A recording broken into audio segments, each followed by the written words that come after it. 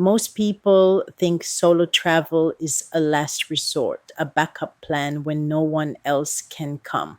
But what if it's not second best? What if it's the best way to rediscover who you are, especially in this beautiful, messy chapter of life? Ever wondered what it's like to travel the world alone?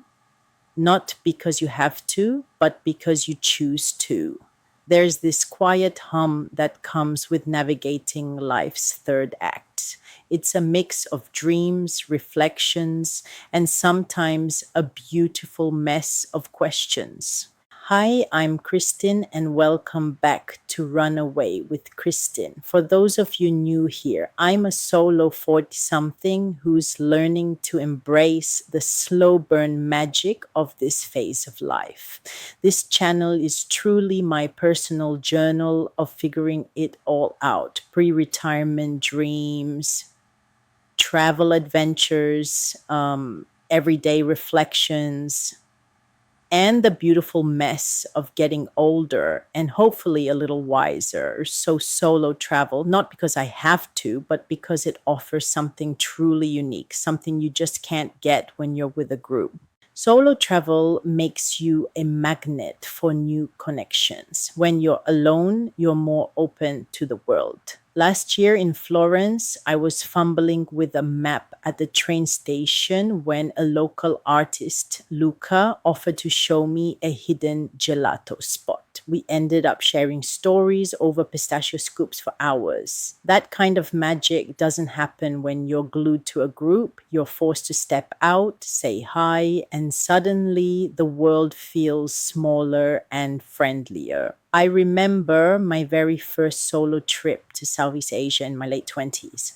I just arrived in Philippines, a bit overwhelmed by the sensory explosion of Manila.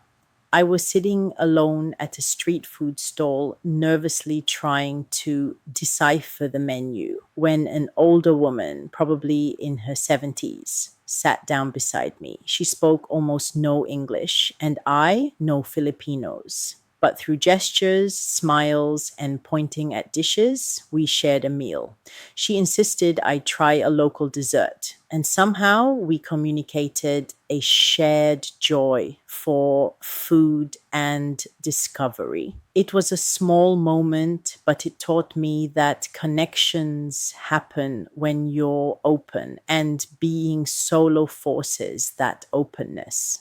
Nothing fast tracks your language skills like solo travel. In Tokyo, I was determined to order ramen without pointing at pictures. After butchering shoyu ramen onegai shimasu a few times, the vendor grinned and corrected me. By the end of my trip, I was stringing together basic sentences.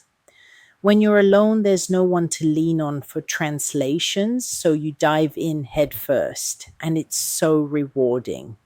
I experienced this firsthand during a 2 week trip through Japan a few years ago. I knew very basic Japanese, greetings, thank you, and how to ask for the bathroom. That was about it. One evening in Tokyo, I was trying to find a specific small traditional restaurant that had been recommended to me. My phone died and I was utterly lost. I had to approach strangers, use my few phrases, and resort to drawing pictures on a notepad. It was frustrating and a little embarrassing, but by the end of that adventure, I had picked up so many more helpful words and phrases just by being forced to communicate. I successfully found the restaurant, and that simple act of perseverance, fueled by necessity, taught me more than any app ever could. Solo travel pushes you out of your comfort zone in the best way. I remember a particularly challenging moment during a solo hike in the Rocky Mountains. The trail I thought I was on suddenly became impassable due to unexpected snow. My heart sank. I had no one to consult, no one to commiserate with. I pulled out my map, took a deep breath, and had to decide on an alternate route. entirely on my own. It was a moment of true discomfort and uncertainty. But when I finally found my way to a beautiful, remote mountain hut, feeling that surge of pride and self reliance, it was an unparalleled feeling. Those hiccups are the rule, not the exception, when traveling and learning to socialize by yourself and problem solve on your own, build self esteem and self confidence you wouldn't accomplish otherwise. It built a confidence I didn't know I had. Eating alone, navigating new places, even getting lost. It's all part of the growth that makes you feel unstoppable. When you travel solo, you're the boss of everything. In Spain, I woke up one morning craving a lazy day. So I skipped the planned museum tour, grabbed a churro and coffee con leche, and walked in a park all afternoon. No negotiations, no compromises, just me, my whims, and the freedom to follow them. It's like being the CEO of your own adventure. One of the greatest benefits of solo travel is pure autonomy. Being the boss means you can do exactly what you want anytime you want. When I was in Sevilla recently, I had this grand plan to visit every major historical site. But after a few days of rushing, I woke up one morning and just felt like reading. So I grabbed a book, found a quiet little cafe overlooking Cathedral, Giralda, and Alcazar, and spent the entire afternoon just reading and people watching, sipping espresso. No one to consult, no compromises needed.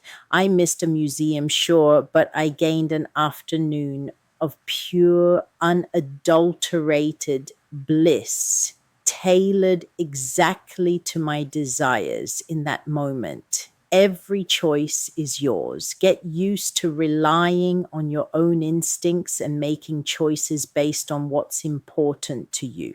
A solo travel can be surprisingly budget friendly. In Seoul, I decided to splurge on a cooking class but saved by eating at street stalls and staying in a cozy guest house. When it's just you, you control the budget. Want to go shoestring one day and treat yourself the next? It's your call, and it makes every dollar stretch further. Here's a practical one. Solo travel can absolutely be cost effective, while traveling with kids or as a group can often be more expensive. When you're the one deciding the budget and how you spend it, it can save you money. It was my decision, my budget, and my reward. Group travel can feel like a race to keep up, but solo travel, you rest when you need to, no guilt. In Edinburgh, I was exhausted after a week of non-stop sightseeing. So I skipped the castle tour, stayed in my hotel with a view of it instead, and read all day. That choice was mine alone, and it felt like a gift to myself. When traveling solo, you can be guilt free about skipping a tour or even just sleeping in and reading as much as you like. I had this experience in Glasgow. I'd been on a whirlwind tour, seeing castles and coastlines daily.